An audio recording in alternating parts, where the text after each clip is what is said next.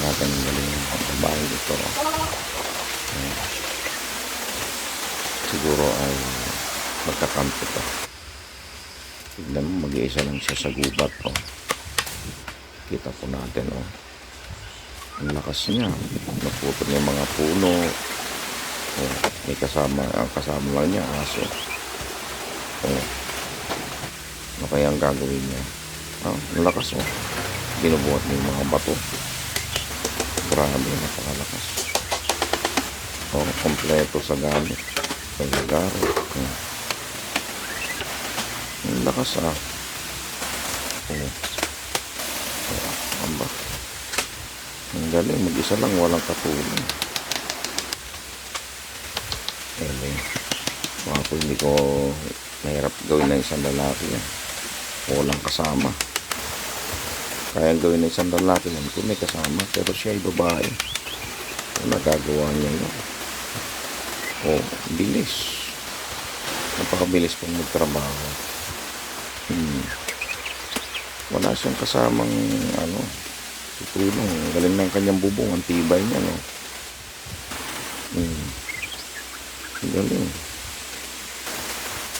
Ang galing yung babaeng ito, napakasanay sa tinitrinsas pa yung dingding. Napakahusay. Galing ng babaeng ito. Yari na. Yan ang higaan na. Kompleto. Nag-ihaw na siya ng masarap na karne. Wow. Sarap. Yan, luto na. Kain na sila yung dalawa ng kanyang aso. Wow, ang sarap. Sarap naman. Ulitin natin, guys. Panoorin natin ulit. Kasi napagandang panoorin. Isang babae. Tapos nasa gubat. Ang tawag dyan, survivor, diba? Ang lakas dyan pumutol ng kawayan. Galing. Ikaw lang mag-isa na sa kagubatan. Siguradong may mga malalaking ahas dyan. Mga maligno, halimaw. Nakatakot kaya sa gubat. Ang lakas niya magbot ng bato. Yung mga ganyan lugar, nandiyan dumadaan ng mga ahas. Malalaking anaconda ba? Ang gwardiya niya, aso maliit lang. Mahirap yan. Tsaka pag nag-isa ka lang babae sa gubat, medyo delikado. Kailangan may mga kasama kang mga lalaki. Marami kayong magkakasama na may magtatanggol sa iyo.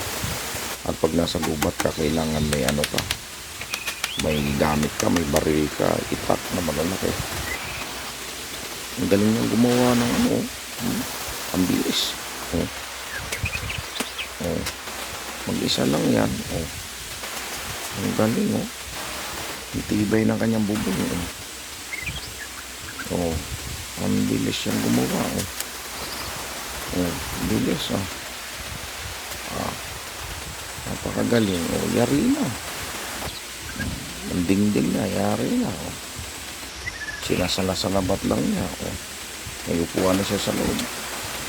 Latag na ng higaan. Ayos. Iihaw na siya ng may dala pa siyang karne. Wow. May lechon pa.